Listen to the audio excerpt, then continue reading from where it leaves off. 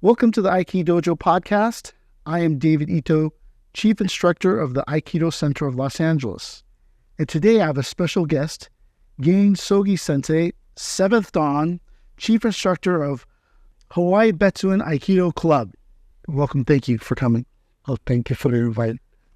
So you started Aikido when you were 13. Yeah. What year was that? 1960. 1960. Yeah. Did you ever see Sensei or? No, because one thing I gotta admit, I wasn't really all that great of a student when I first started. You know, it kind of evolved into being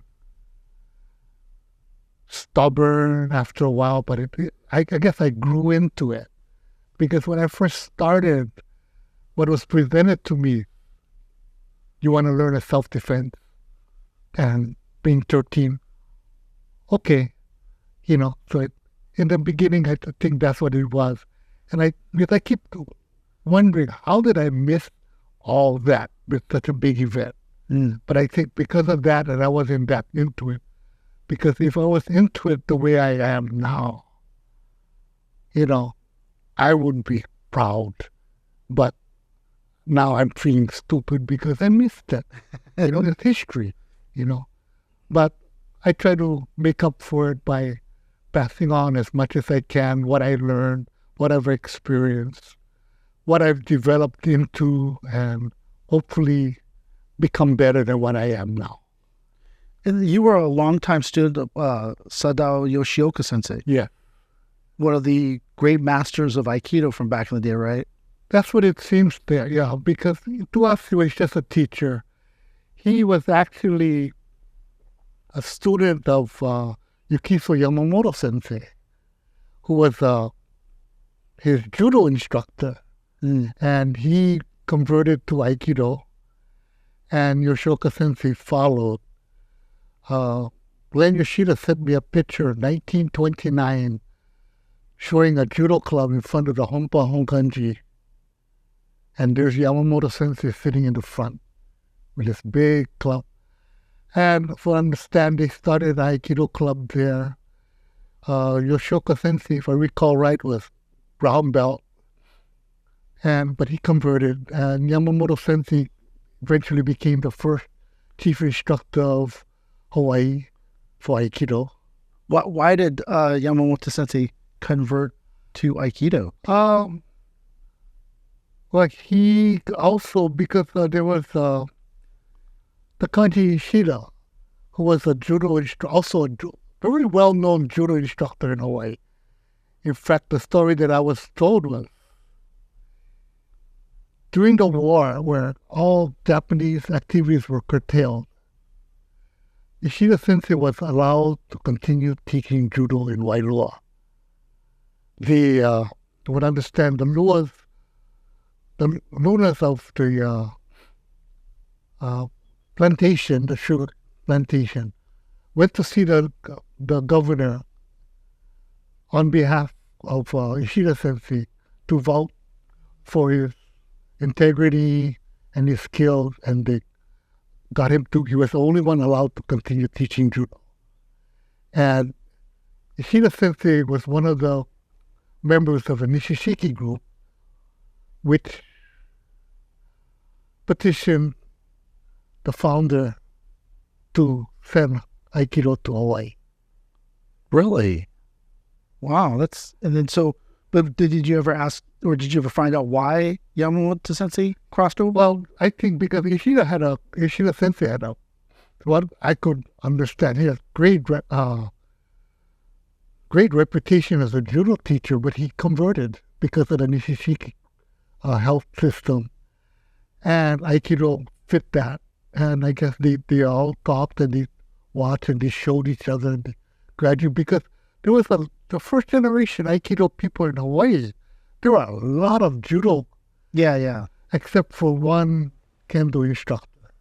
Who was that? What is his name? Takahashi. Oh, Isao Takahashi? Yeah, Francis Takahashi's father, yeah. He was the only one, but that was all first generation. They were all small, but they were deadly, and there were a lot of movements that were shown to us back then, and they kept saying, draw your foot. You don't draw your foot, that judo guy will leg sweep your foot.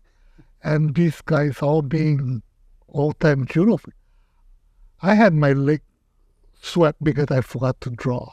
My foot literally came up this high. My teacher just came in. And when your feet are this high, you're off balance. I got yanked right down to the ground. Boom! Draw your foot. Yes, Sensei. Never again did I forget to draw my foot.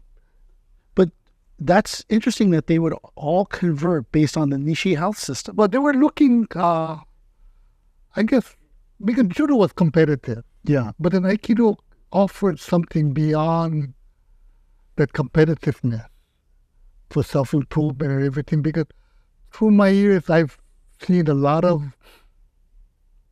karate black belt people start taking Aikido, and you find out they're high ranking, you wonder why. And pretty much the story was because everything at that time started to convert to competition.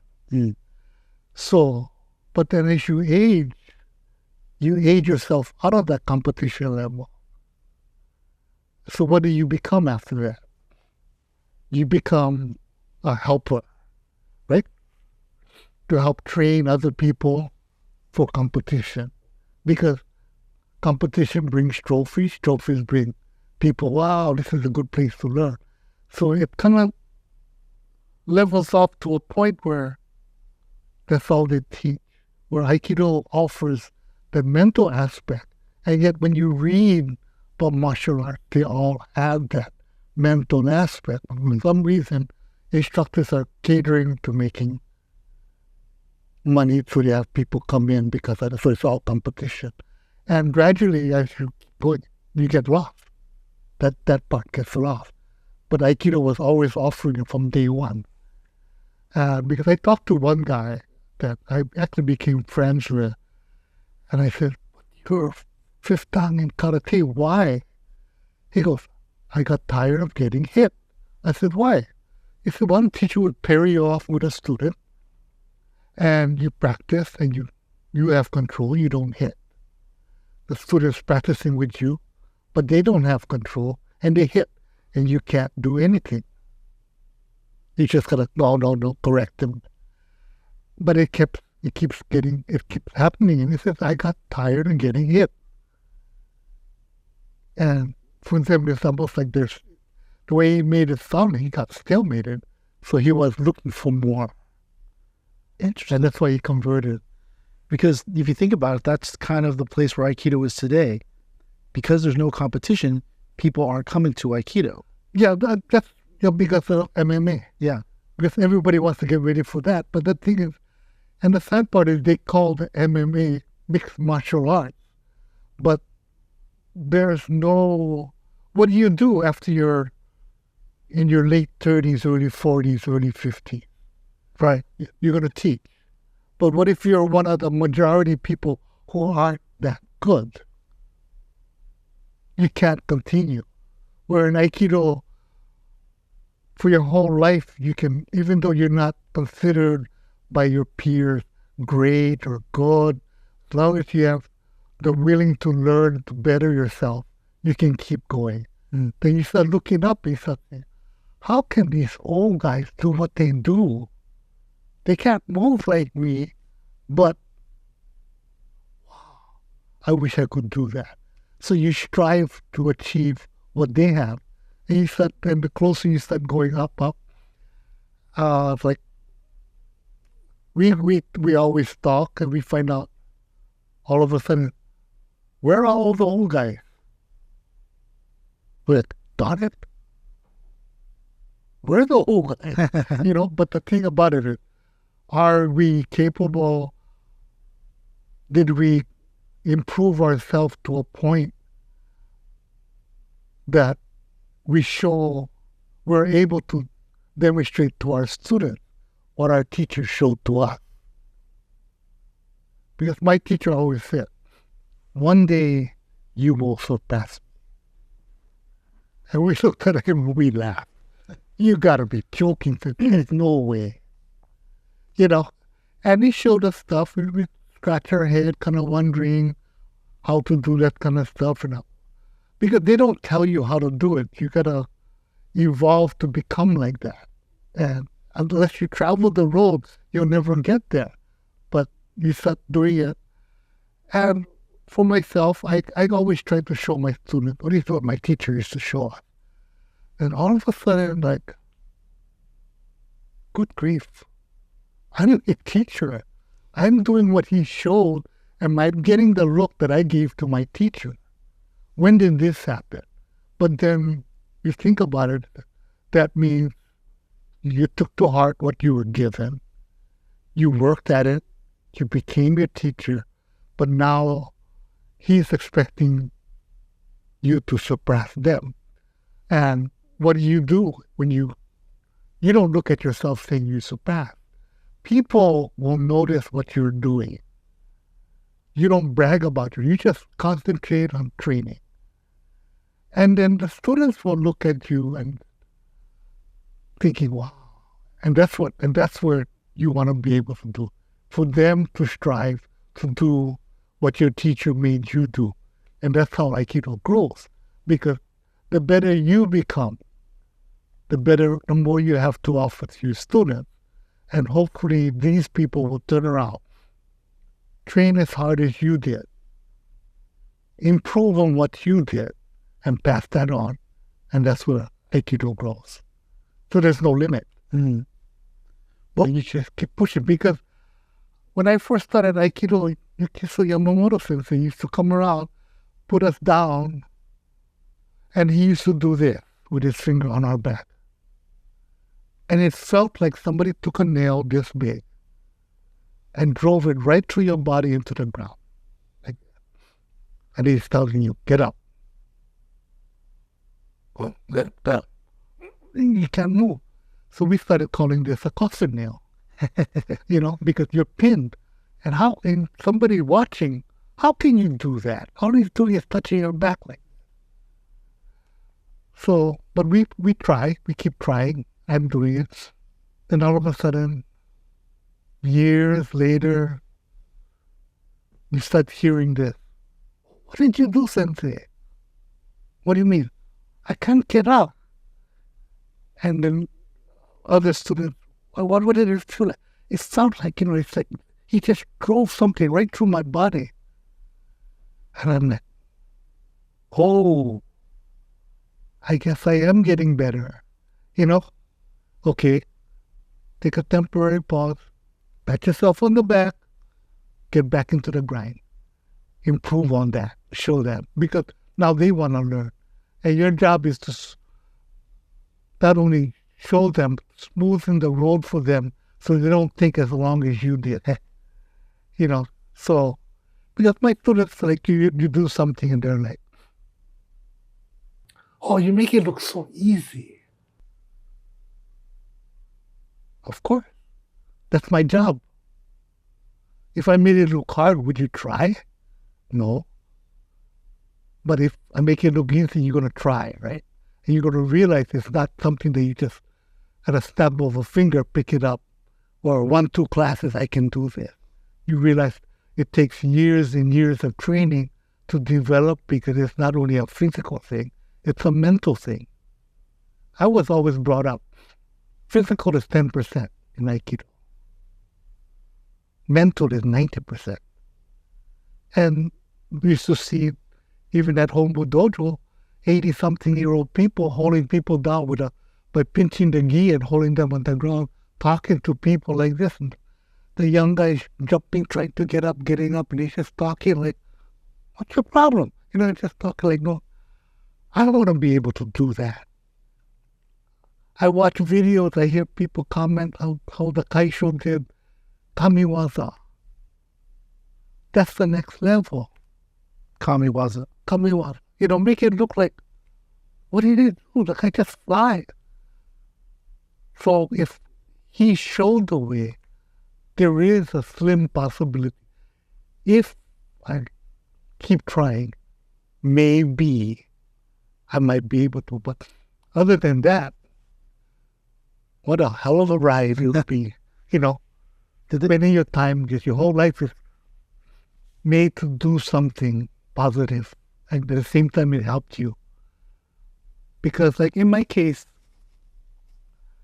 I was known for having a very bad temper. And yet I have friends that know me over 20-something years. And when my family mentions about my temper, they look at them because you're joking. This guy is the most even-keeled person we know. Yeah, I don't. It doesn't seem like to me like you have a bad temper. Well, if people ask my wife, and my wife and I will be making 48 years married. Wow. And we've been together, I'd say, over 52 years, because I had to wait for her to graduate college. And she was, from then, involved in my Aikido. I mean, not involved, but she witnessed in that. And her friends are like, how can you let your husband go out 3-4 times a week for so many hours for so long? Don't you need him at home? And she looks at them and she goes, if you knew what it did for him, you would understand. And they're scratching their head because to them, Aikido, martial art, self-defense, beat up people, period. That's the layman's vision of martial art. And they're like scratching their head, oh no, it's way beyond that. And she doesn't understand. People don't understand that. And the only way you're going to experiment, you can't sit in the dojo and just watch. Because I have people come watch. Oh, this is easy. I can do this. Right? Then you probably experienced that. Right. Then they get on the mat and they go, oh, not as easy as it seems.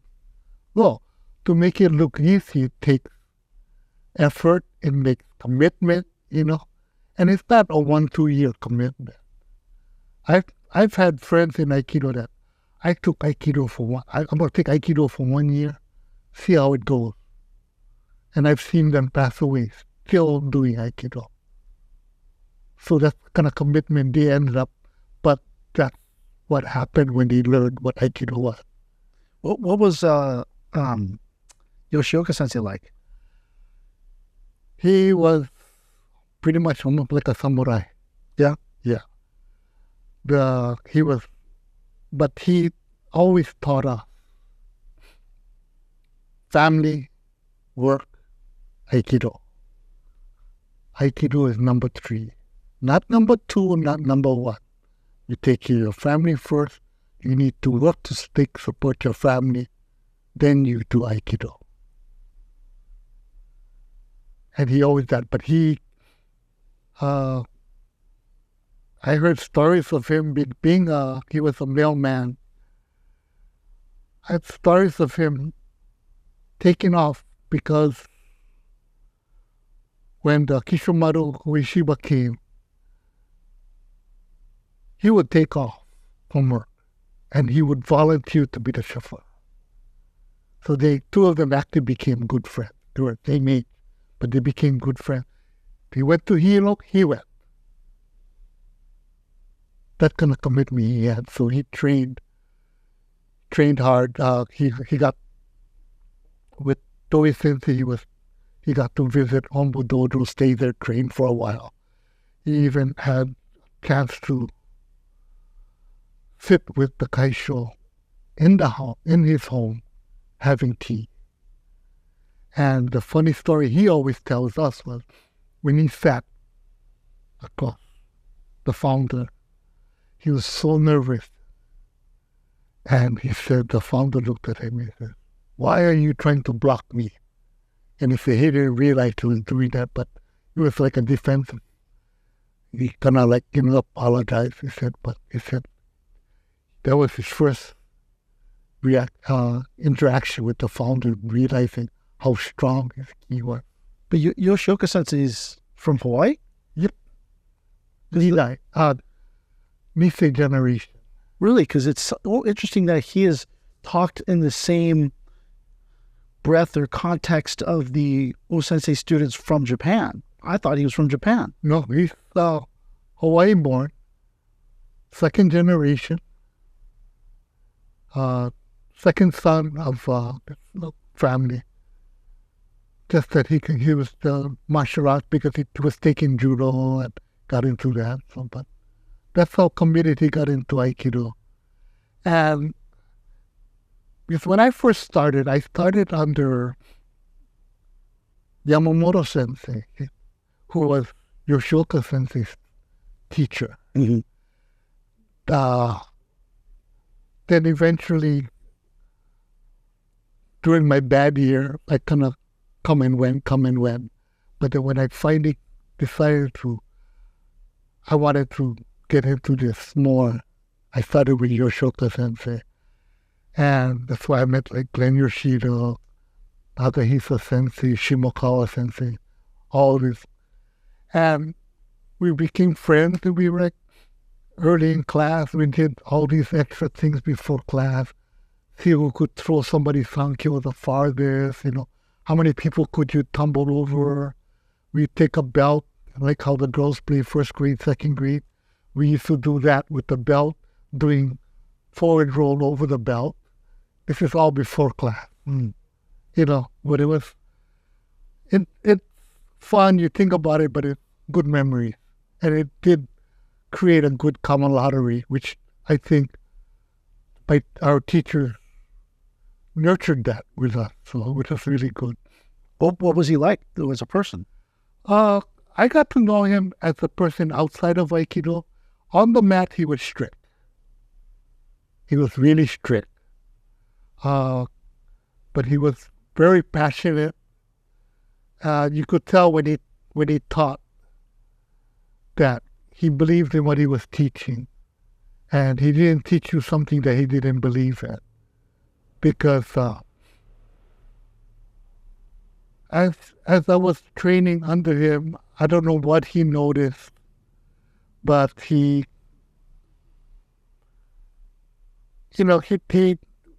as getting on rank, he was telling us and taught. He said, when you teach, he said, you don't just do this.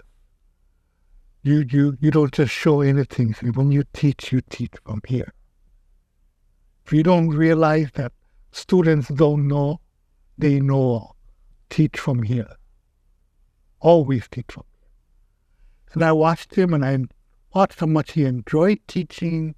He didn't get rich over it. He watched how people progressed and everything, and he took a lot of pride in watching his students get better and better. And when I saw that, I realized I want to teach. So all I knew was, in order to be a teacher, I needed to be a black belt. So that's all I pushed for, was to become a black belt so I could do what my teacher loved to do, because I saw how much he enjoyed. After that, I didn't care. As long as I was a black belt teaching, I'd fight. Promotions just came. It wasn't because I wanted to be up there. I kind of learned to accept it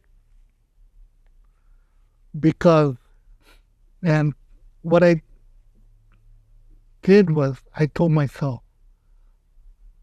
the higher rank you are, the more you can help your students by promoting them. They give you that much more. Other than that, I didn't care. Never sought 6, never sought 7. And I was just enjoying myself teaching. And helping people. Our club is part of the after-school care program for the Honganji Mission School, which is a private school with Buddhist background. Mm-hmm. And we become, because we teach etiquette and we teach a lot of discipline and martial arts. So I've gone through a lot of students. I've run into them going to Queen's Hospital, running into a technician. They look to the name and they look at you and they go, "Hi, Sensei." You don't recognize them. I've had people come back. or walk by and you see you, and my wife is like, who was that? I don't know. How come you don't know? I said, well, it's easy for them to remember. Hi, Sensei, right? Yeah. But you got to remember names. You can't remember names. But, they all taught. Yoshioka Sensei was strict. He taught us stuff. There was, and he was always protective of other students, the weaker ones, especially the women. I did once, I was told to watch because I guess he noticed I was getting better and I wasn't controlling. And it was an accident where I went to throw a girl. We're lining up and throwing. And I went to kokyunage and my fingers got wrapped in her gi. So when I went to throw her, she went to fall. I couldn't get my fingers out, so I went like this. And it popped her. And she landed straight down. He yelled from across the room. And I'm like, oh, but Sensei, and being at that time, I was still Q rank. Being a dumb Q rank. After class, I went up to him and I said, walked up to him, went down on the ground. I said, bow, and I said, Sensei, please, I want to explain what happened. It was an accident. All he did was he looked at me, totally poker face, and he says, attack. So I went, and he just took me, turned around, slammed me straight down to the ground. Boom, stood over me. Now you understand? And he walked away. And at that time, I was one of the lucky few that after class we used to go to the bar, drink, talk story. And I was not one of his black belt assistants. I was just, but they accepted me. I mean, I was like going to drink with all my father and his friends. So anyway, after that I went, oh man, he is so ticked off with me. I better not go tonight. So I went to see Kubo Sensei, who was one of the people that always went. And I told him, I'm not going tonight. He goes, why? I said, well, I told you so what happened, because everybody in the class knew that they were all folding hakamas or tuning. After class, they saw that happen, right in front of everybody. To me, it was like, I was the example everybody else learned, but I thought about this afterward. So I told him, I can't go. I said, Sensei is mad at me. And he goes, no, you're going. I'm not letting you go home. I said, no, I'm going to go. I said, no. I'm going to make sure you go if I have to drive you down there myself. Okay, so we went. And I'm thinking, okay, now where can I sit to hide from Sensei? We go to the beach. Who do I end up sitting directly across from? There's my teacher, and I'm thinking, be invisible, keep your mouth shut, kind of thing. The whole night, talk to me, just like nothing happened. And with everybody, we just talked and everything. I was so relieved, but I still was on guard. 10 years later, we're another after class eating, and some of the students were talking about scoldings that they got from him. So I told him reminded him about this. And he looks at me, he goes, you still remember that? I'm like, I'm down already. That time I was like, down. He said, you still remember that? I said, oh yeah. He looks at him, he goes, lesson well learned. But he made a joke of it, So I had a lot of respect for him for that. He was strict. And I always keep it in my mind that what he showed me, I needed to practice what he showed. I need to do my best and carry on his legacy. That's the only thing I can do. But being thrown by him, what did it feel like? It was hard. I mean, down, but it wasn't, it was just literally just straight down. It was like acceleration now. Because I saw him once in class. He had somebody, Morotetori Hiriminagi, he went like this. The guy was holding. And he stopped to talk to the class. Talking to the class. And my friend and I were sitting there watching him. And we looked at the guy, and the guy all of a sudden braced. And since he went, then he turned back to throw, and he went. And all of a sudden, we looked at his face, and everything just went blank. And two of us are going, oh, no. That had no hesitation. One. Yeah. Don't resist me. It's like nothing. Wasn't strength. You start realizing it's mine. It is the key word of Aikido. Because Yoshioka Sensei is famous for his Tsubo, right? His shiatsu. Yeah, he taught us. I do that to my students. Do you? Yeah. I was told that you want to become better at it, you keep doing that. So I've used it on my son when he was playing baseball. I had a friend that came running in. It's like this, bleed nose, and the parents are running around. One guy, get ice. Sit down, put your head down. That one, no, put your head back. My wife looks at me, she goes. So I went up there and I walked away. And then he's over there, the guy's like this, and they're trying to get him to put his head back, put his head forward. They come with the ice pack, and he goes, he's pushing them away. He goes, no, I'm fine. He stood up and stop bleeding, and he runs. Where did you hit him? I tapped the back here, the nap with the blade, and you hold the head, and you just like that. Did he tell you that? Yeah, he taught us how to press, how to take away stuffed sinuses, how to take away headache. So I've done that to several of my students, like the kids, like that. Oh, my son can't practice because he has a headache. So I go, oh, come, start pressing. Then 10 minutes later, I said, how do you feel? He goes, oh, good. I said, okay, take it easy. Next thing I know, I go on the mat to teach the class. 10 minutes later, he walks on the mat. I said, you can rest. He goes, no, I'm fine. And he practiced. Then 2 of my regular students now, after I've been told that they're not my students, they're my disciples.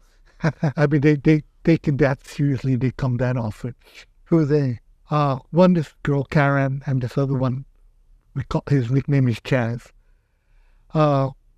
She got thrown by one of the students, and she was literally on the ground holding her shoulder. And I looked at her face, she was almost in tears. So she's like, didn't know what to do. I just went down to her. I just grabbed her shoulder, I just held her. I said, just relax. I just held her like that. And I got her kind of sitting up, and I just pressed. And what is it? It's just an extension of your mind. So I kept working on her like that for about 10, 15 minutes. After she got up and she goes, oh, thank you, Sensei. I said, sit down, go rest. Don't practice. But she's over there trying to figure out what the heck happened. Then the next time she came to class, said, still a little bit. So I pressed her again. And I think I did a third time. But within a week later, she was back on the mat practice. She was practicing. Actually, on the second day, she was actually on the mat practicing. And 1 week later, the guy that threw her goes, how are you? He goes, I'm fine. Sensei fixed me up. I'm good. And he goes, oh, really? And he says, what did you do? I said, I just pressed her. He goes, oh. And if you talk to her, she'll swear by it. Because the other time I watched her, she's like going up the stairs holding the railing. And he's like, what's the matter? She goes, no, my hip, something's right. I'm on the mat down. And I said, so I looked for the spot. And I said, here. I said, yeah. So I did it for about 10 minutes or so, 10, 15 minutes like that. And going, and she goes, get up. And she stands. And she walks through the steps, because our dojo is sunken, right? She grabs the rail and she turns around. What are you doing? Can't believe it. I was barely walking up. And she's going back and forth, up and down the steps. Like, I'm fine. Oh. Okay, then the following class, I said, just to be insurance, I did it again. But after that, she's like, oh, okay, so whenever, if she has any kind of pain or something she has, I'll just tell you, want me to? She goes, oh, yeah. Okay. Chaz had something in his hip. He sat down, says out, but you know how we stretch and we go back. He couldn't even lean back. So I thought, well, let me try, see if I can help you. So I had him lay on his side. I just kind of felt around. And I said, oh, I can kind of sense something here. How's that? He goes, oh, yeah, that's it. I said, okay, hold there. I just kept doing it for about 15 minutes. Then I moved him and I did some more. And after that, showed up the following class time. How are you? I said, I'm fine. I don't know what you did, but I'm good. And he practiced like nothing happened. That's something Yoshioka Sensei taught you, like a codified method? No, he taught it. He actually showed it in class. He tells us showed us how to crack back, how to get rid of stiff neck, kind of stuff, how to revitalize if your legs are feeling tired, how to grab and revitalize your legs, all that kind of stuff. And so we could actually do that. One day I was talking with Moriyama Sensei, who's a Hachidan in Hawaii. I was mentioning, I said, oh, I was thinking maybe at a seminar I should teach it. He goes, no, you don't teach that kind of stuff at the seminar. I said, oh, okay. Because he's my senpai, I'm going to listen. He said, you want to teach your students? That's fine. Teach your students. And they're more than willing to learn. They want to learn, so I said, but I don't make it as the main thing. He said, because Yoshioka Sensei always told us, you're not learning to develop ki to destroy. Which everybody thinks that's what it's for, because you're trying to throw hard, you're trying to throw kotegaishi hard, sanku, you can break the wrist, nikyo. So that's what I'm learning for. No. That's just different ways of developing to use your energy that's existing in the world. And I tell my students, you're not a reservoir, you're a conductor. The only time it flows through you, you got to relax and let it flow. And the more you relax, the stronger the flow. So you use that to help people. And that's what Yoshioka Sensei did. He used that to help people. Because he was well known for it. It's interesting because, a lot of people don't see. I guess maybe on the mainland because he's done it. But in Hawaii, I think one time I fixed Glenn Yoshida. I think I pressed him for something. I did it to Shimokawa Sensei. And they're like, you can do that? Oh, now I know where to go. And I went, wait. It's not something that I do it because they're friends. And if whatever limited capacity that I have, I can help you recover better, recover faster, I'll do it. But we're always told, you're not going to you can't make a living off of that, constantly extending like that. You can't drain yourself. You'll kill yourself. But if you do it 1, 2 people, you help people. Just be satisfied with that. That's a big accomplishment, because then you're making use of what you trained to develop. So okay to me. So my family, my daughter like that, said, "Oh, Dad, can you press me? I have a stiff neck or stiff shoulder." So I'll do it for her. It's fine. Then once in a while I'll crack her back for her and like that kind of stuff. But it's interesting, because sometimes you're like, "Oh, I wish somebody would do that to me." Who's around, Right. Yeah. So you learned more than just Aikido from Yoshioka Sensei. Well, the thing about it, a lot of people don't realize that his granddaughter and my daughter went to the same preschool kindergarten together. So my wife and I, being our first child, we go to the events, right?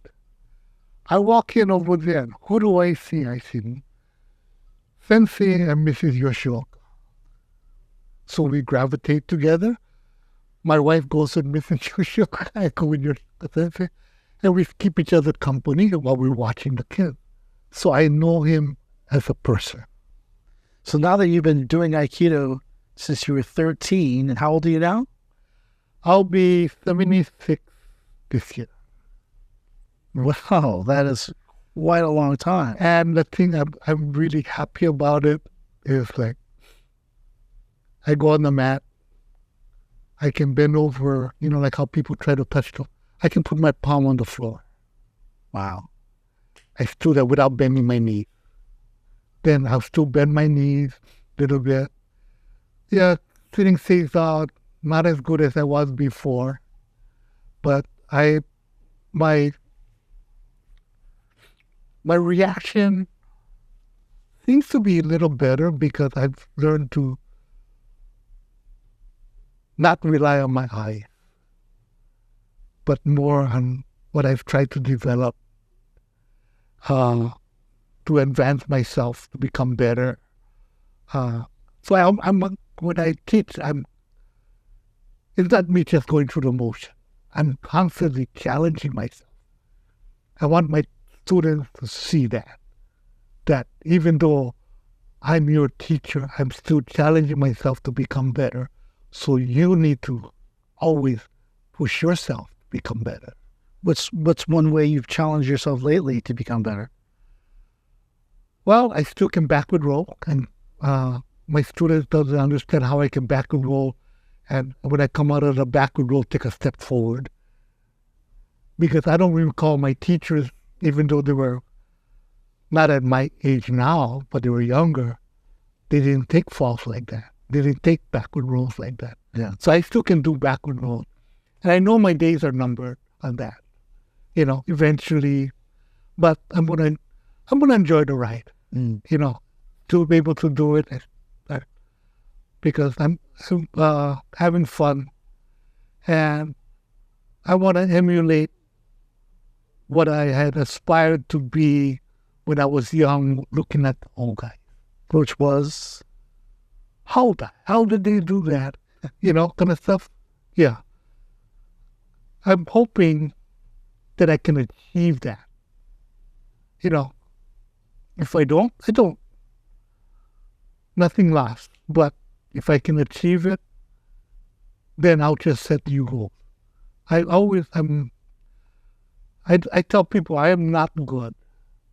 What you're looking at is one of the most stubbornest cuss you're ever going to see on the mat, that hasn't stopped to trying to get better. Because if I cannot demonstrate being good on the mat, I can at least show you what kind of gumption you have to keep going. So that's what I do. Well, I think that's a good place to stop. Thank you very much for allowing me to interview you. It was very enlightening. Well, it's interesting. I've never been interviewed. And when you said podcast, I'm like biting my nails kind of thing. Well, thank you for watching. Thank you for listening.